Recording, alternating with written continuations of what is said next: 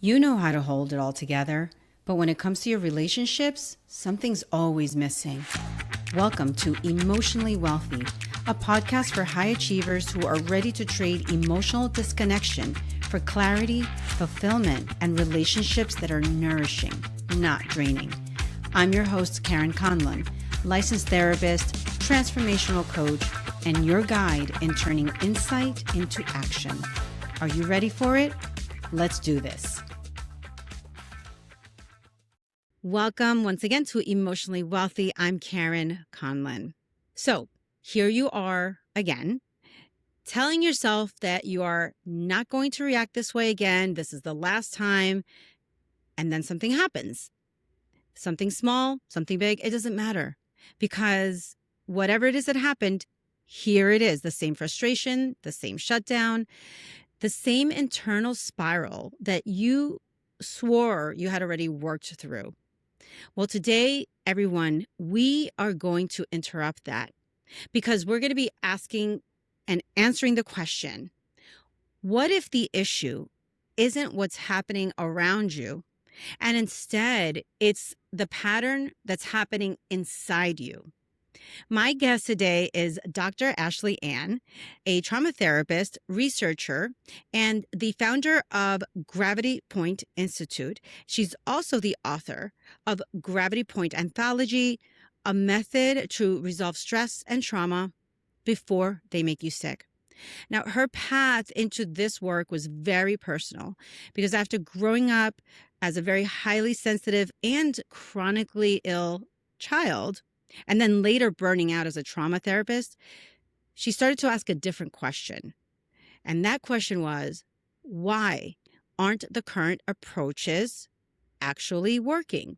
She ended up developing a method that looks at how patterns form, how they repeat, and how to resolve them one triggering moment at a time in real time. So this conversation today is going to help you start recognizing your patterns faster and give you a different way to respond when they do show up. Dr. Ashley Ann, or Ashley, welcome to Emotionally Wealthy. I'm so glad that you're here. Oh, well, thank you for that lovely introduction. You framed everything so well, and I'm so grateful to be here. Thank you so much for that. I really appreciate it. You know, there's so much depth to you, and I don't even know if that introduction, gave you justice. But I want to start by asking you about your early beginnings, because before you became a trauma therapist and a researcher and wrote the book and came up with the framework and the method, there were messages. And there are messages that we all get early on, experiences both verbal and nonverbal. So I'm very curious, especially with your background, being a person that's become so aware of both her mind and body, how they work together. Can you tell our listeners about some of the early messages that you got that helped to shape the experiences and the way that you showed up in your relationships early on? Sure. So I will start by saying that I think as I was growing up, as all of us have the experience of, I didn't recognize them as messages, right? Like I didn't know what I was picking up on as I was growing up. I didn't recognize my patterns. I was not connected to my body very much. So kind of going back to my beginnings, I grew up in a small town surrounded by so many people who loved me. I had a very good childhood. If you look at it on paper, I'm so grateful to have come from a big family. I have loads of people who would bend over backwards to support me. I had grown up on a farm because I spent a lot of time at my grandparents', so a lot of time outside and freedom to be alone. And we also, as a family, had pretty good access to healthcare. So my parents were pretty, I think, progressive in the 90s. Like I went to an orthodontist, I went to physical therapy, I went to chiropractic. So I really did have a lovely childhood. And I think that made it very confusing for me at the time because at the same time that everything looked really kind of idyllic on the outside, I was sort of always struggling. Yeah. Like I was always in sort of like this low grade pattern of illness. So whether it was a digestive problem or, stuff going on with my skin or being able to sleep, not wanting to get out of bed, you know, feeling anxious, but not knowing I was anxious, feeling depressed, but not knowing I was depressed. I just felt like life was really hard. And it was very confusing because I looked at everybody else around me and it didn't look like they were struggling so much. So to answer your question, I think one of the main messages that I absorbed, I don't think anybody ever told me this because my parents, even after they got divorced, were very open and encouraging to having conversations. I think that the message that I got that drove a lot of my patterns that I then, have gotten to know as messages as an adult is that if you are struggling, no one should see it. Like if you are tired, you should hide it. Because if somebody asks you, oh, you look tired, are you okay? That means you have failed because now your insides are something that they can see. And so the message that I got was like, it's supposed to look easy. And if you make life look easy on the outside, things will be better for everybody, including me. Yeah. So I didn't know I was learning that message. I wouldn't have called it a message, but it's only when I look back and I look at kind of the core undercurrent of the message that replayed to the point where it didn't even feel like it was a message, it would be that one. It's like, if you're struggling on the inside, nobody should see it.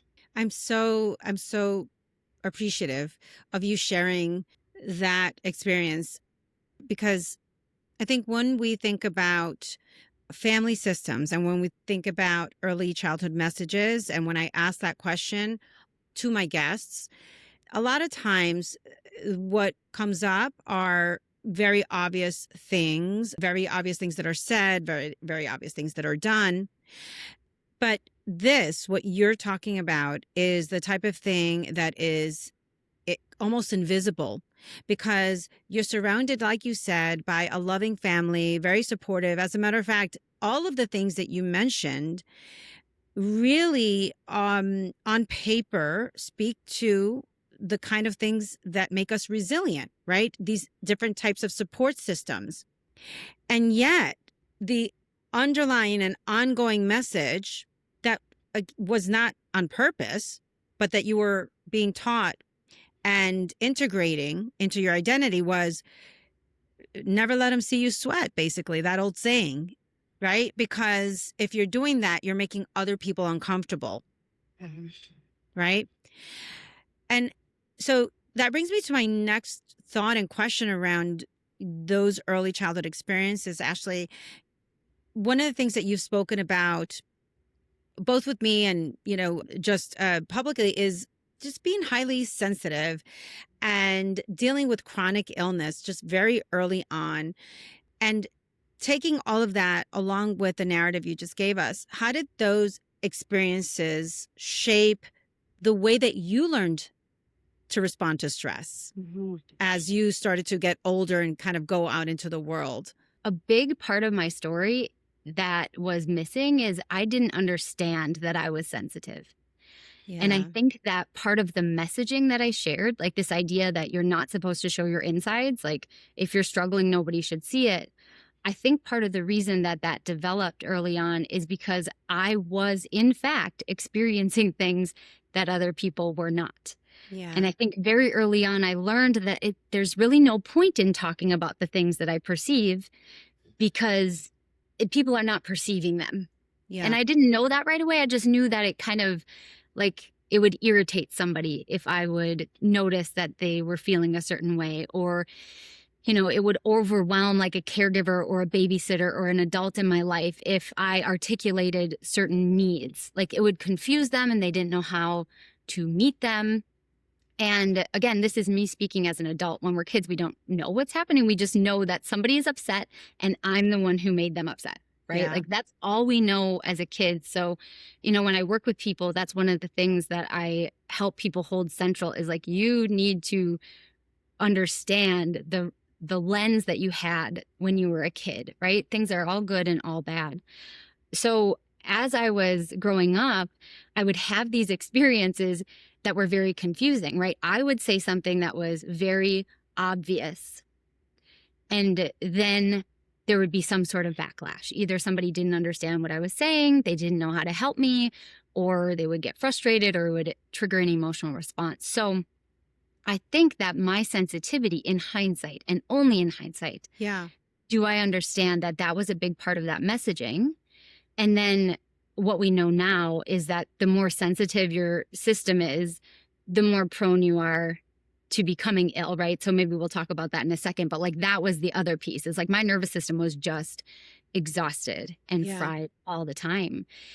And, you know, I have this narrative now, but I'm so glad that we're having these conversations now, because I didn't know that I was even sensitive or empathic until I became like a trauma therapist, like until it was like my mid 20s. And we had that word empath and being empathic. And like, that's kind of who comes to trauma therapy. And then, you know, I did some energy work, and it was introduced to this idea of highly sensitive person.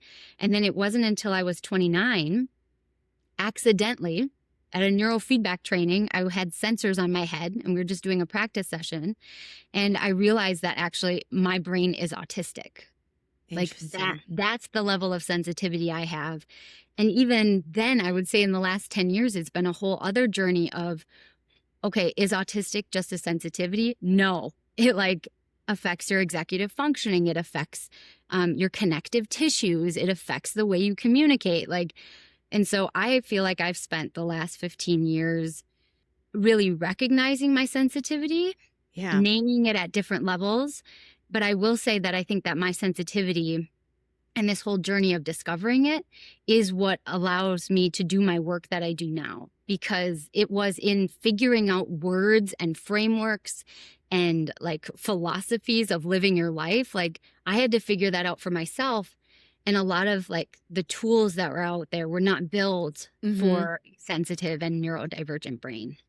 Yeah. Can you explain just very briefly for those of us listening who are not familiar with what neurofeedback is, if you could explain just very briefly what neurofeedback is, and maybe within the context of that too, if you're able to, what that was picking up, what that machine was picking up in terms of what made your brain more highly sensitive than a non-neurotypical brain, for example, because I think that these are the types of mechanics and explanations that help people to understand, hey, this isn't just in your head.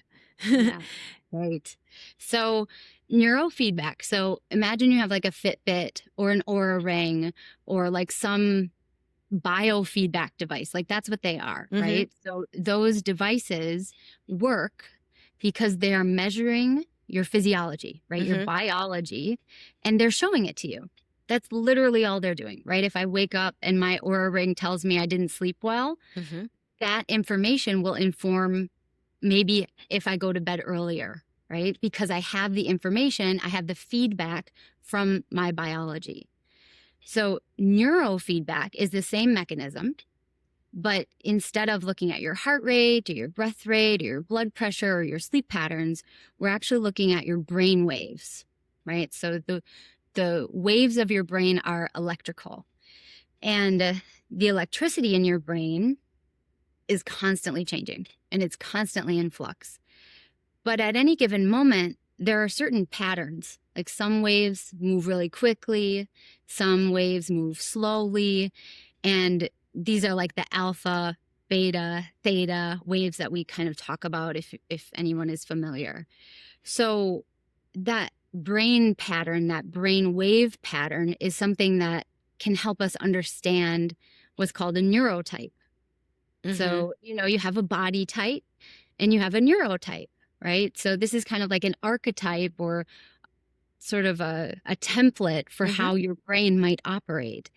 And this world is built for brain waves and a neurotype that is a certain way. Like, I don't even want to say neurotypical anymore, because what we're finding is like most of us don't actually have this neurotype that built the world. And so what do I mean by that? I mean that the neurotype of people that built this world tolerate a lot of stimuli. Like this is a pretty loud world. It is. It's a pretty bright world. It's a world where there's like a lot of substances embedded into our culture in certain areas of the world, like alcohol and coffee. There's a lot of stuff in our food that maybe some of us can't tolerate, but there's like a neurotype that can handle the world as it is. I don't think there are many of them, like the more I meet people, but then there are people who don't fit that neurotype. And the category like that we call ourselves is neurodivergent, right? Like we diverge from that neurotype. So we don't do well in the world as it is. We become more overwhelmed. We're more sensitive to the stuff that is legal to put into our food. We get overwhelmed because a lot of social situations always seem to have music and loud noises and loud crowds. So that's what a neurofeedback device can kind of look at. And it's not the same as getting like an fMRI or other things. Like the QEEG that I got was pretty high level. But even at that level, with this neurofeedback device, it could see that my brain had autistic patterns. And the kind of feedback was like, go probing for this, right? Because I'm a clinician. And so if somebody would have had those brain patterns, this result would have said, hey, go look for an autism diagnosis because it's probably there based on what we're seeing here. We talk a lot about neurodiverse brains, but we oftentimes don't often talk about the mechanics of it and what we're looking at and how these decisions are made and the types of equipment and tests that we use to, make up a potential diagnosis. A lot of times what constitutes these diagnoses are behavioral patterns or, feedback from other people that live with a person or the person's experience and, big questionnaires. But I think being able to describe even, exactly what's happening in the brain and what you're able to actually measure. Mm-hmm. And, the fact that there's this baseline that gives you some information is, I think, really important. I'm glad that you explained that. Ashley, I wanted to ask you just kind of on that same point with regards to being highly sensitive. Can you tell us a little bit more about what that means? I've worked with so many HSPs, right? Highly sensitive people. And while everybody's experience is very different, right? Because they come from different backgrounds and like you said, different noise levels and different levels of tolerance. Can you give a little explanation about the types of experiences that people have, whether it's auditory or, using the five senses, for example, that people who are highly sensitive and empaths also experience that are different than those of us who aren't or who don't identify as that in that way? Yes. So I don't know if this is going to be the answer you're looking for, but it's the one that's the most authentic to me. Mm-hmm. So I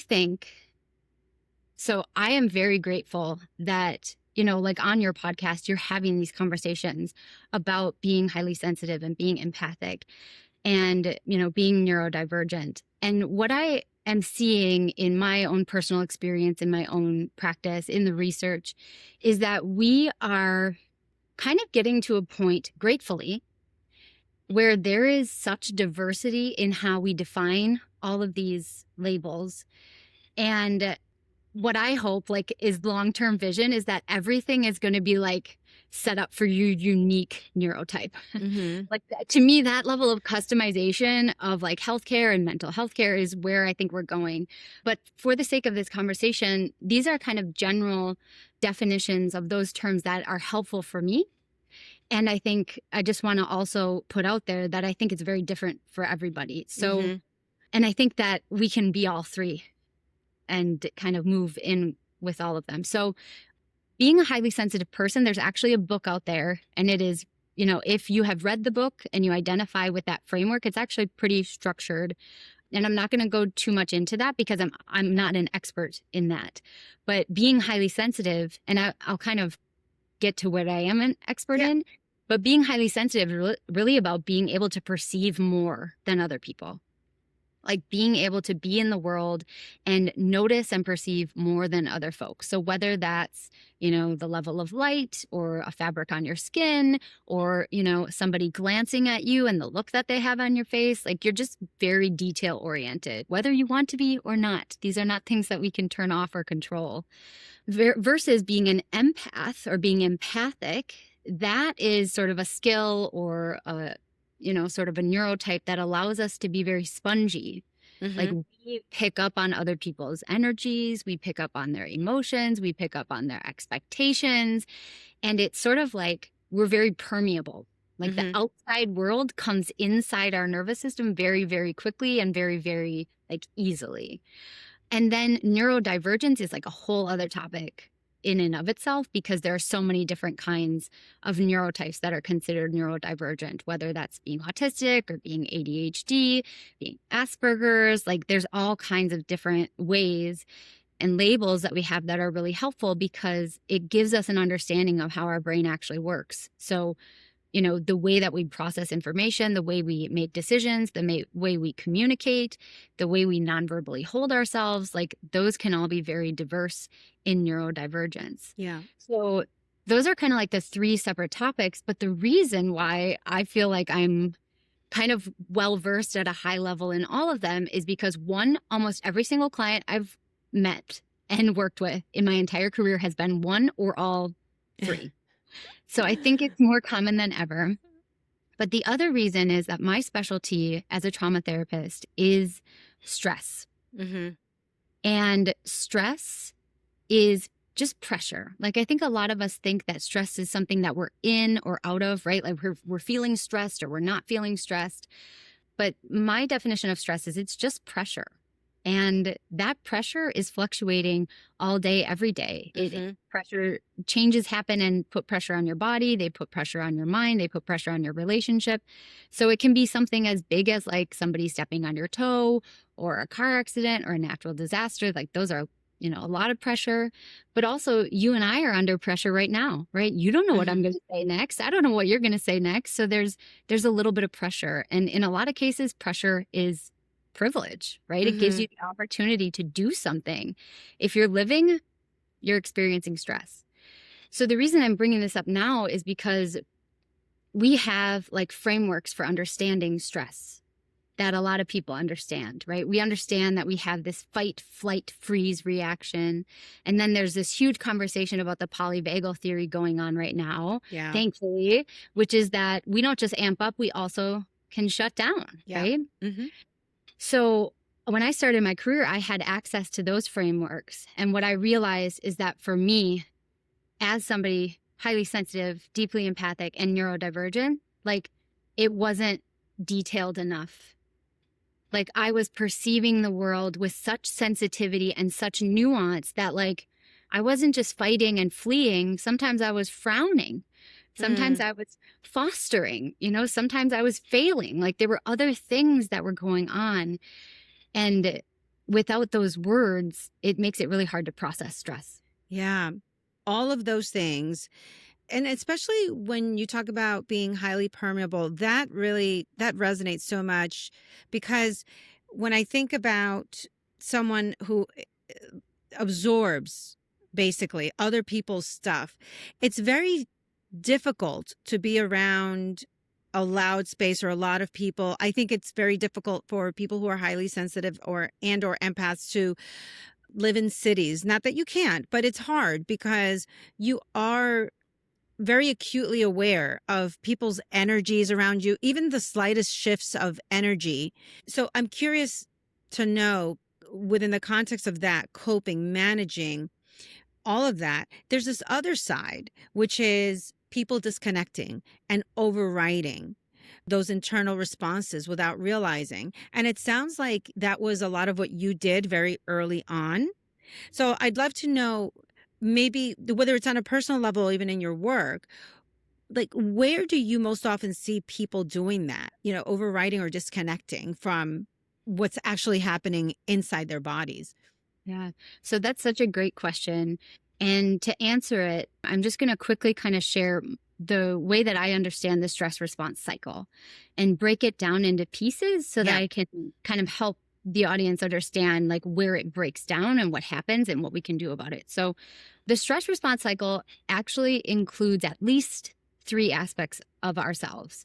We have a body, we have a mind, and we have relationship. At the heart of it, a stress response is really how we respond to the demands of our life, right? Yes. Hmm. And so what happens is that at its core, whenever something changes, energy changes, right? Like something changes in your life. And the first thing that happens is that your body is going to create sensations. Like that's really what happens fast Yes. and instinctively. And it doesn't really you don't have a lot of say in it. Like it's really automatic. Yeah. So the first step of any stress response cycle is that you feel sensations in your body, right?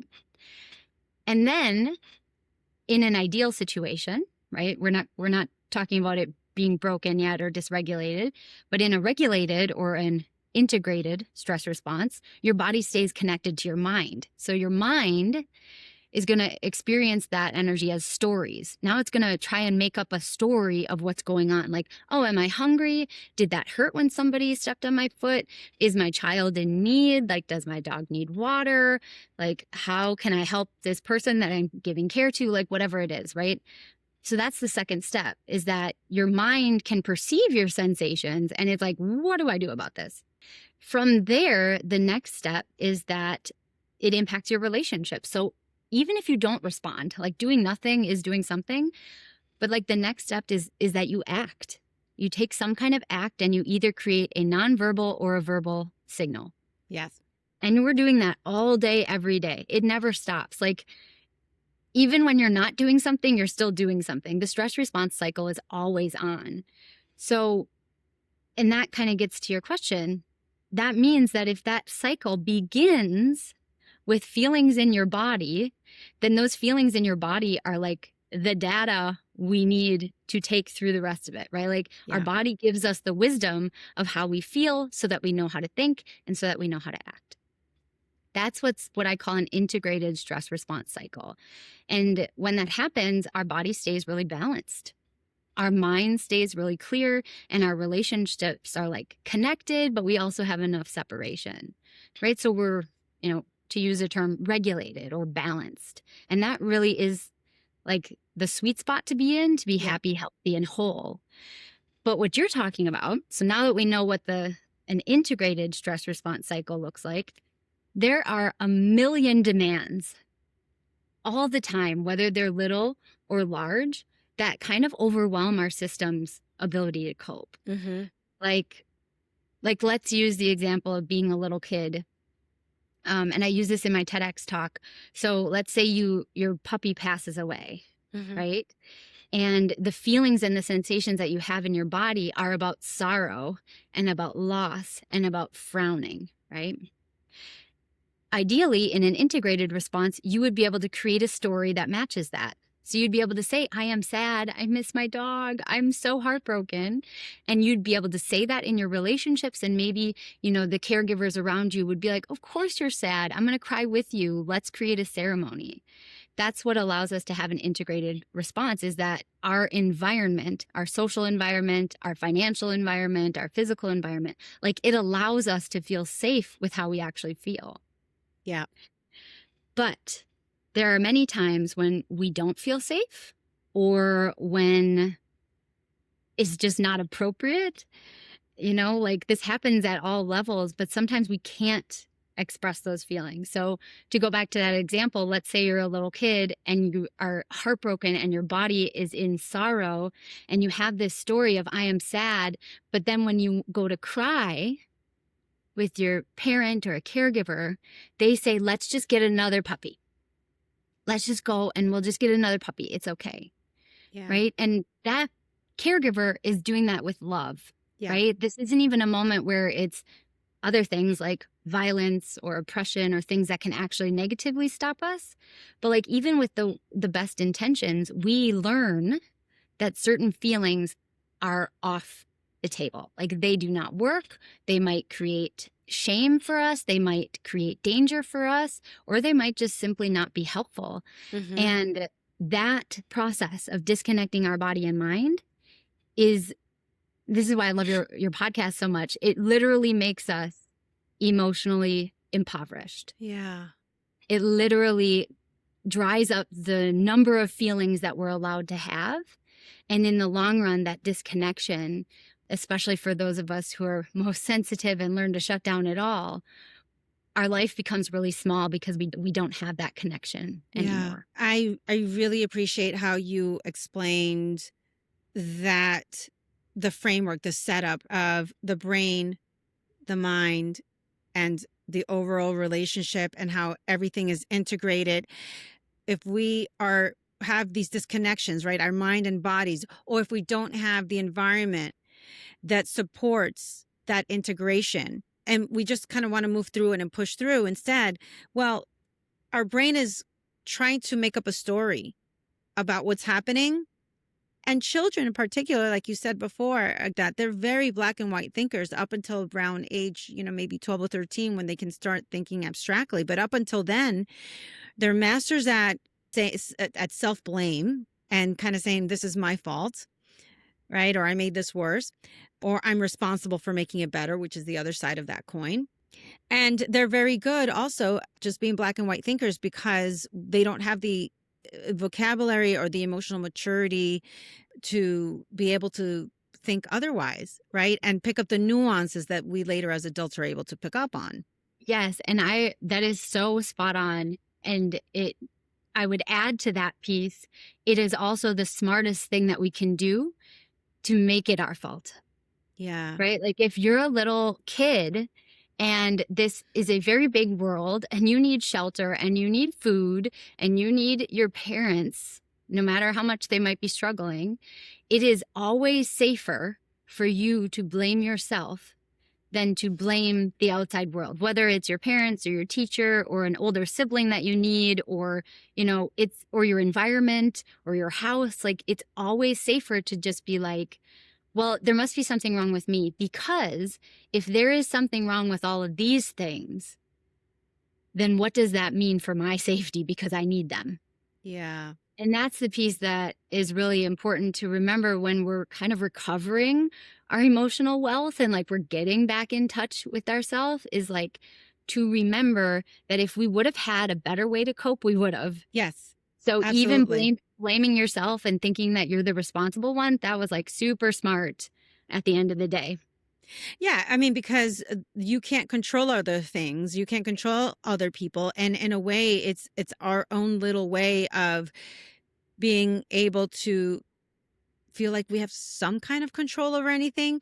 And the other thing too that I wanted to mention is I also like deeply appreciated you saying even doing nothing is feels like doing something sometimes, and sometimes worrying in and of itself just makes us feel like we're doing something. Yes, especially when we can't actually do anything. Yes. Yeah. Yes. It Yeah. makes us feel like at least we're worrying, right? We're thinking about it. We're not being callous or uncaring because that opens up yet another, potential can of worms. So again, I really appreciate that point because these are the things, the invisible things that are driving our psychological bus and our reactions and our behaviors that we're not aware of. So Ashley, I wanted to take a shift here and ask you a little bit then about when things started to become clear for you. Was there a point when things started to become clear about the way that you were handling or stress and trauma, about the way that you were approaching both of these things? Did it become clear to you because there were a series of things that happened? Was it one big thing that happened? I'm curious for you, what kind of brought on the clarity? So there are like a few key benchmarks that popped into my head immediately. And the first one is always like 8 months into becoming a full-time trauma therapist. I had already been in training and working with clients for 2 years at that point, but I burnt out really badly. And that to me was the turning point of my life. Like Mm. I had been sick and struggling before that. I had even gotten through my 2 years of training, even though I got respiratory infections like every 2 months. Like I had somehow pushed through and survived.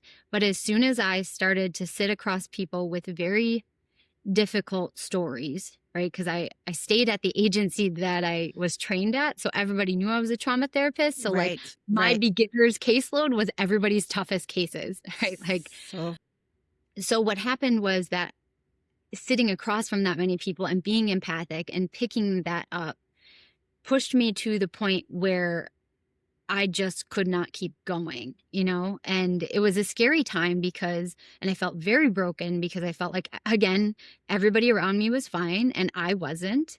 And what am I going to do? Because the feedback that I received back then, which was really good, was really good feedback, was you need to take care of yourself. You need to prioritize yourself. But it was hard to have that feedback, even though it was spot on and really smart, because I was taking care of myself. You know, I was meditating and taking bubble baths, and I had friends and family, and I was going to therapy once, sometimes twice a week. I was doing energy work. I was getting facials. Like I was mhm. getting great supervision, all the things, right? All the things that we do, and it wasn't working. So when I think about moments like turning points and how I've gotten, you know, to like creating this whole new stress model and this whole new way of understanding emotion and this whole new way of, you know, healing from our trauma, that was the moment where I either was going to quit or I was going to have to create something new because what I had available to me was not working. Yeah. So that's the first one that came to mind. And then the second one that immediately came to mind, because in truth, I did 15 years of research. Like it was a lot of moments and thousands of hours with clients and thousands of pages of research, you know, thousands of pages of my own writing. But another moment that came early on in my career was I looked at, nobody needs to remember this, but there's a body of research called affective neuroscience. And affect is literally emotion. So Mhm. there's this idea that our brain and our body actually has like neural circuitry designed for certain kind of emotions. Yeah. And I took that and I put it together with the polyvagal theory and I started to map things out. And the breakthroughs started when I created this very simple hierarchy of emotion. Like I started to realize that there's an order. Yeah. Like we are actually onions. Like it's not just ogres that are onions. It's also like people that are onions. And I put that map up on my wall. And my clients went from struggling and doing a lot of guesswork with their trauma work to being able to look at the map, see where they were, and know what they had to do to get somewhere else. And so we were making changes in minutes that used to take months. And none of my clients left. Like all of them stayed in my calendar. They made great progress. And it was that early on, within like the first few years of my practice, that I realized that I had something special and it was worth pursuing. And from there, you know, I also got myself out of burnout and I learned how to work with people differently. And I'm more happy, healthy, and whole than I've ever been because like I used the method that's in this first book. I so love that.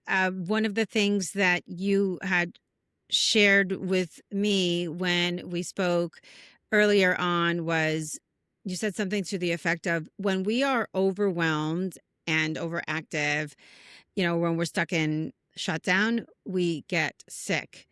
And sick, I think when we think about the word sick, we don't just, we typically go to like the body, like we have a cold or an ache or something.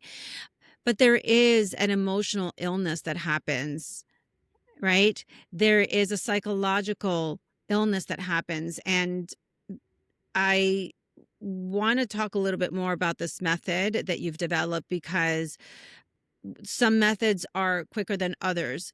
But for those of us listening who are here because maybe they've already done the work or they're thinking about doing the work, regardless of where they are, I'd love for you to tell us more about your method because it's one of the things that I feel people can really implement right away.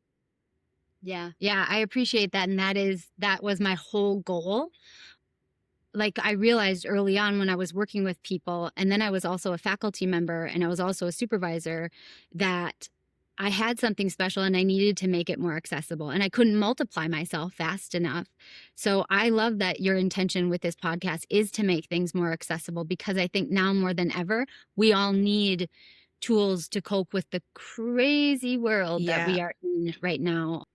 So first, let me say that I am a licensed trauma therapist. So I did do treatment, right?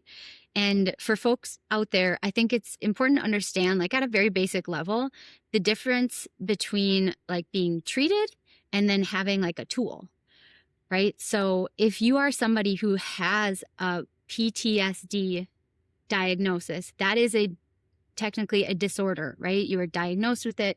And if it's very complex, therapy and those kind of interventions are really going to be important, especially if you're having things like, zoning out a lot and it's really impacting, or if you're feeling violent. So there's this level of PTSD that I think most people understand.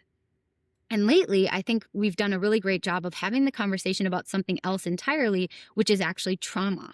Mm-hmm. So you can have a PTSD diagnosis, but you might not have that diagnosis and still have had trauma, right? Like Right. trauma is something that happens every day in varying scales. And in fact, if we go back to that stress response model that I just created, any time that your cycle breaks, technically that's a wound. And Mm. another name for wound is trauma. Yeah. So what I have done with this method, and let me kind of back up and say, first of all, I think a lot of people avoid trauma work because it can be messy and it can be hard and it feels like overwhelming. Like, for example, when I often tell people that the way to heal themselves is to reconnect to those feelings. Oh, yeah. No, that's a, Yeah. I mean, I learned my Yeah. lesson early on as a practicing early trauma therapist. I would say, listen, I know that this is going to sound contradictory, but it's important to be able to feel first. Yeah. They're like, yeah, no. Yeah. And that's all I have to say to that is yes.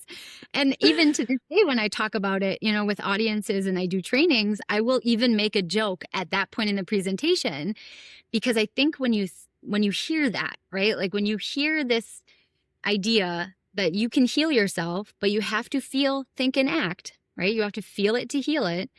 A lot of us go, whoa, but there's a lot of things that I have gone through and I don't want to relive them, for one. Yeah, it's overwhelming. Yeah. And then two, I'm not connected to my body anymore. So all this stuff that you're saying about like my stomach turning over and my breath rate and hot and cold, like I don't have access to that. Yeah. So those I think are two big hurdles that were very important for me to overcome when I was creating a tool. So what I created is just a step-by-step process. It's really a journaling process that brings you through all the responses in your body and your mind and your relationships, so that anytime you're triggered, it's going to help you feel, think, and act. So during that process, you're gonna reconnect your body, mind, and relationships. So you're gonna create that healing in and of itself. But then also the end of the method, like the product, is actually figuring out what to do.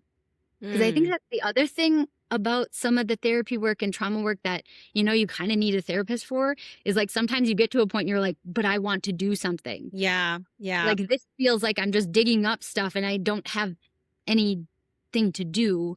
So that's the other thing the method does, is that every time you go through it, it's actually an action that you take in that moment. Like we were talking about at the top of the hour, right? Like the internal response is the same, different situation, different time, different stage in life. The internal reaction, however, is still the same. So let's start to recognize those so that we can start to make those changes. Yes. And so I'm curious if because you're smiling and you're happy about this, apparently. It's like so happy. Yes, I'm so happy because that is the magic of the human system, is that the situation and the details of the situation are not as important as the sensation. Yeah. Like, so how we internally respond, like, for example, so one of the things that happened in my research is that I took the fight, flight, freeze model and I expanded it. So now there are 20 stress responses. And one of them is foster. Hmm. So foster is all about investing your energy into something and growing it and making it better and caring for it. Like you're kind of investing in something. And I think a lot of like hyper responsible people can relate to foster. Yeah. Like that one we rely on a lot. Like I would rather foster than frown. I would rather foster than flee. I'd rather foster than fight. Like that's one of my overactive ones, if you will. So the thing is, we have these 20 responses and they create sensations in any situation, right? Right. The Right. situation could be one thing, like a boss is yelling at you, or it could be another thing, you're having a conversation with your kid. Like that foster response, along with the other 19, are like tools that your nervous system uses. And so the situation isn't actually as important as healing your relationship with Yeah. all of your stress responses. Like you need all of your tools. So the way I say it is like, yes, I know the situation matters to you right now, but if we just focus on healing the sensation, you will figure out what to do in the situation. And it's kind of like, look, I know you don't know what to do right now, but I can't help you with that because I don't know. Your mind doesn't know because logically you're not going to figure out. But if we figure out how you're feeling and we figure out those stress responses, it will naturally lead you to what to do. And so what I've done is I've put a process that does that. Like there's no more guesswork in stress Mm. and trauma work with the method because it really is going through all those stress responses, making sure they're all resolved. And at the end, you have an action plan. There's certain work that when I read about or I hear about, like makes my little heart flutter, and this is one of them. Like I'm totally getting heart flutters right now.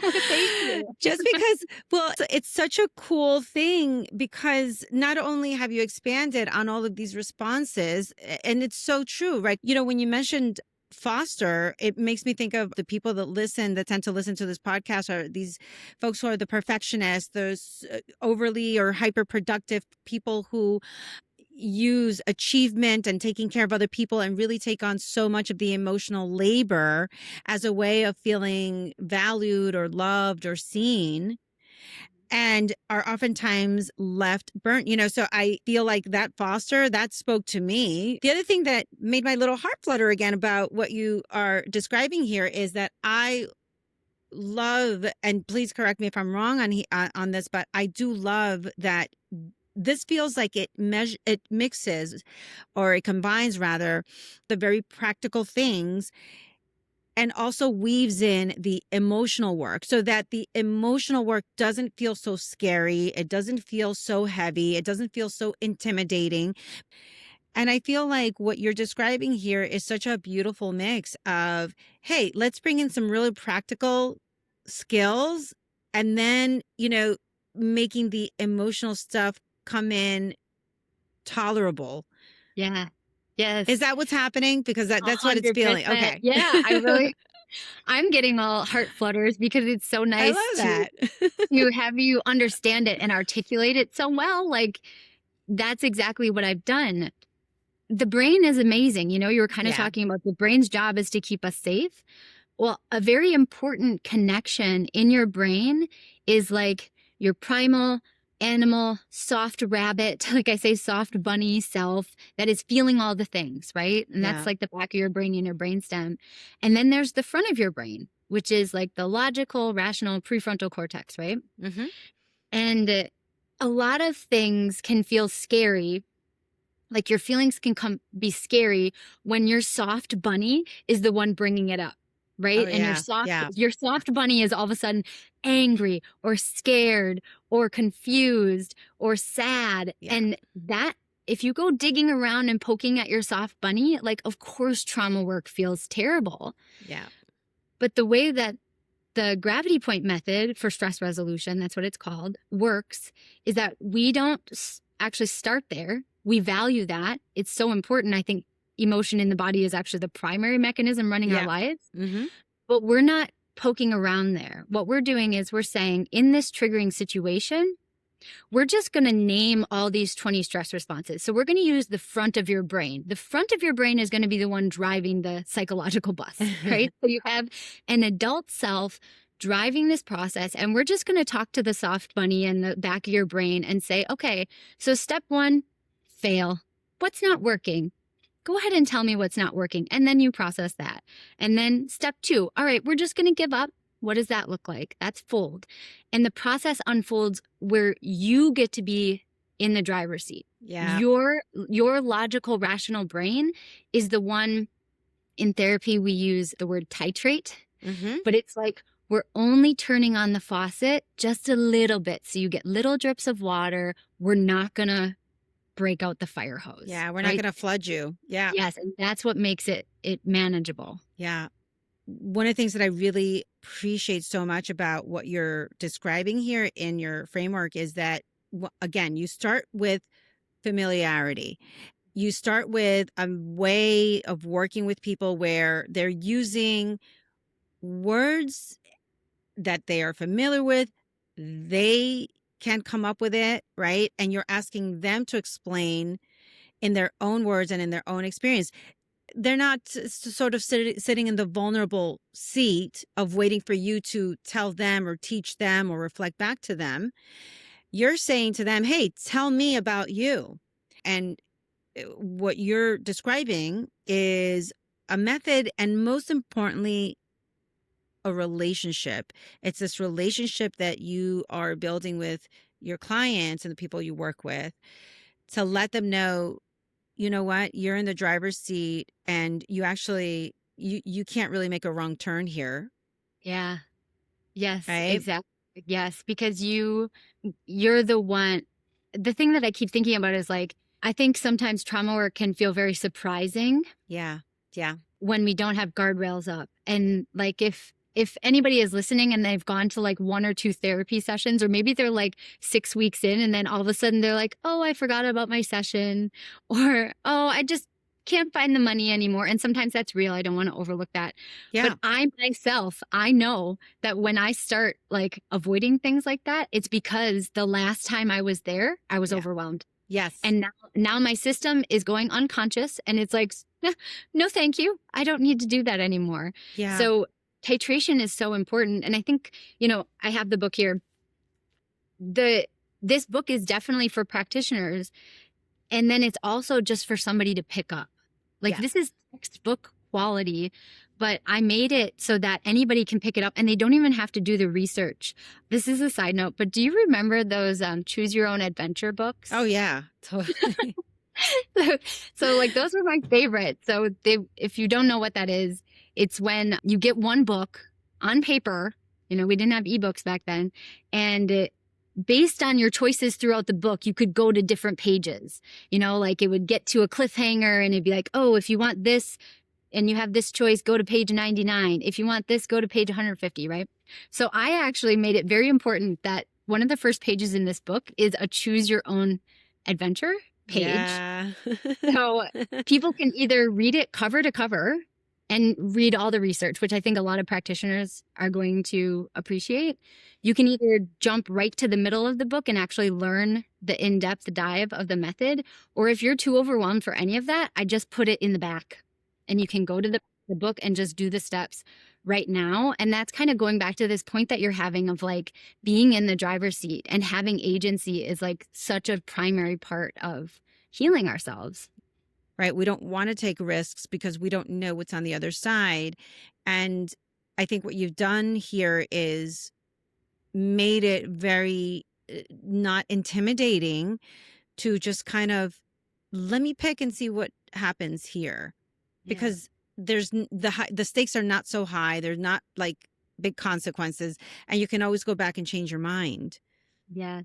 Yes. And I love how you put that the stakes are lower and that it makes it more accessible. That is like my heart's desire with this, because I think that there has always been a big conversation about trauma in the wellness spaces and this idea of dysregulation and overwhelm being something that we need to manage.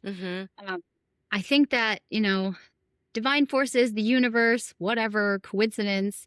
I think that this book is also coming out at a time where even more of us are starting to have that conversation Yes. because we're seeing it on like a global scale where it is very hard to stay balanced and grounded now because we kind of have this global trauma state going on. Yeah. And despite what's going on, I feel very hopeful for us and like our world because I know that all it takes is each of us to heal ourselves. Yeah.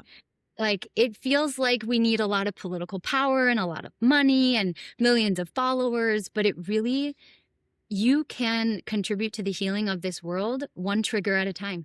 Yeah. You just need to keep yourself in that integrated and balanced state, and your light will kind of radiate that Yeah. and make a real impact.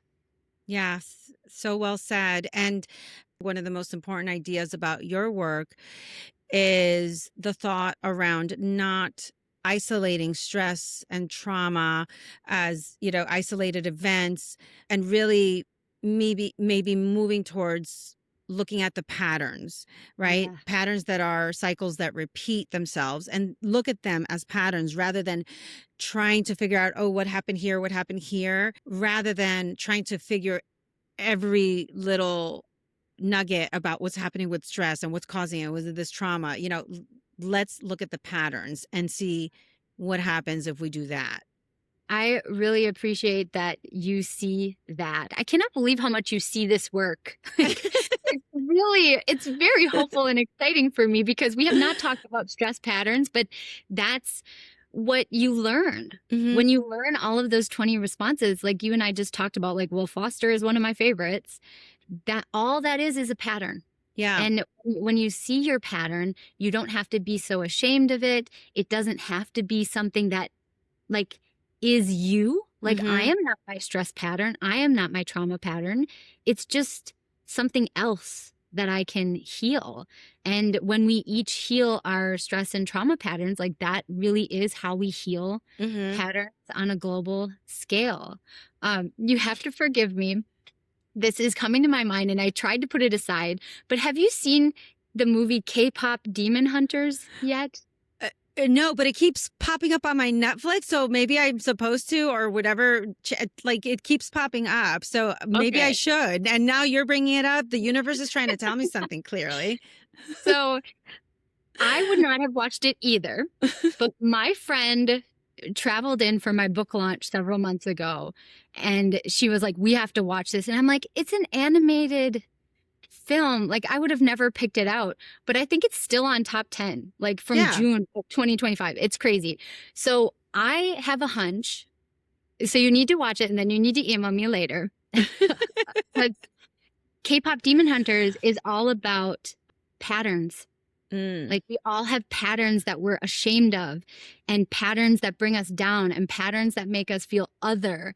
And like the whole message is about like bringing your patterns out into the open and healing them and owning them. And I watched that movie. I've watched it so many times, but I was like, this is my work. Like this is my life's work, is to help people map their stress patterns and to give them very simple tools to heal them so that we can do it at a global scale. I love that. Thank you for that recommendation.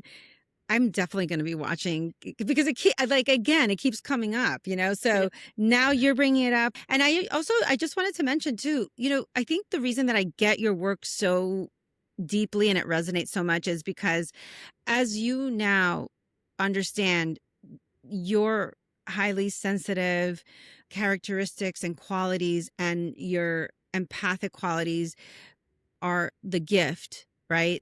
Now you understand that they're your gift. Well, growing up, I saw things in a very different way. I think I was 12 years old when I told my mother. I remember telling her, that lady, she's not a good friend, because notice that when you guys go out or when we go out, she always goes to the bathroom when it's time to pay the check. I used to notice things like that at like age 10, 11, 12. Wow. And was like kind of, parenting my mom at that time in that way. Wow.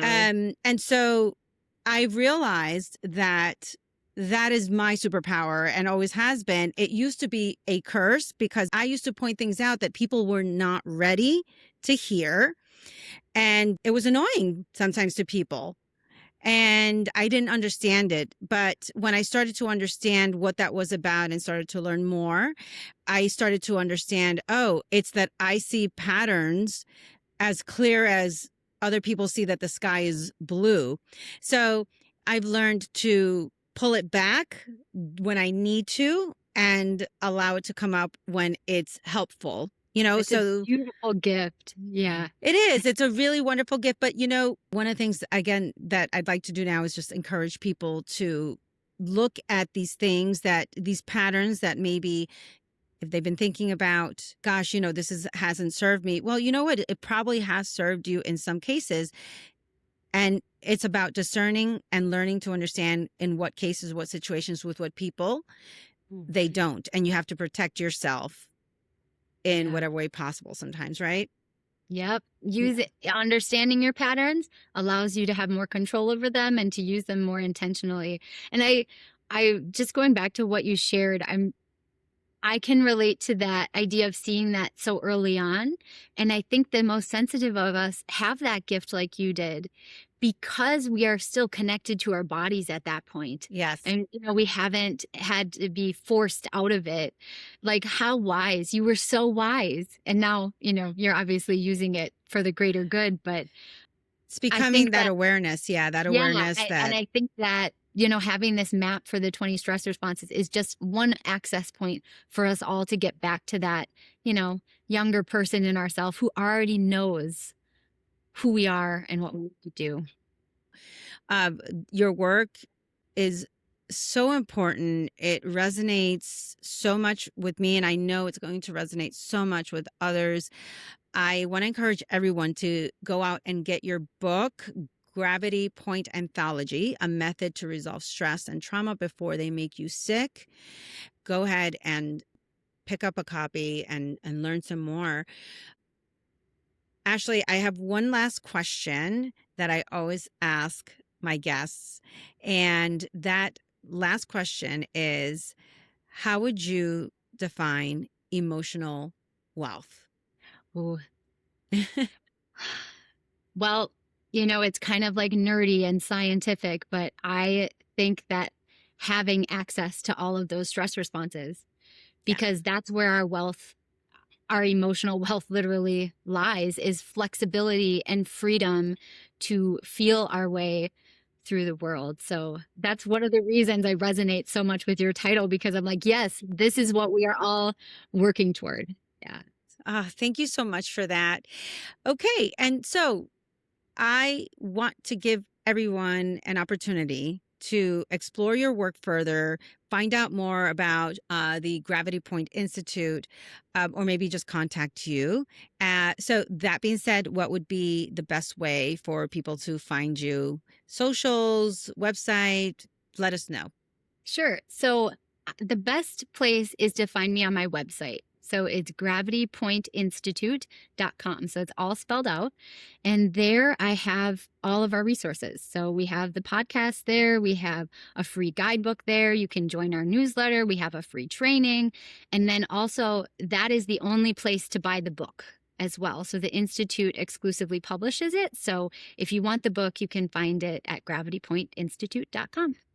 Wonderful. Thank you. Dr. Ashley Ann, everyone. Thank you so much for being here today. Oh, thank you for having me. It was so much fun. So much fun. And thank you all for listening and tuning in to the Emotionally Wealthy podcast. If this episode gave you insight, clarity, or a perspective that you needed today, please share it with someone who maybe might need to hear it too. And if you're enjoying the show, follow it. It helps so much, or leave a review. It absolutely helps to spread these conversations to more people. And until next time, I invite you to stay curious, stay connected, and stay emotionally wealthy.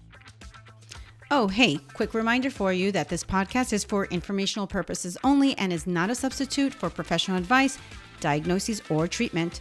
Always consult a qualified professional with any questions you might have.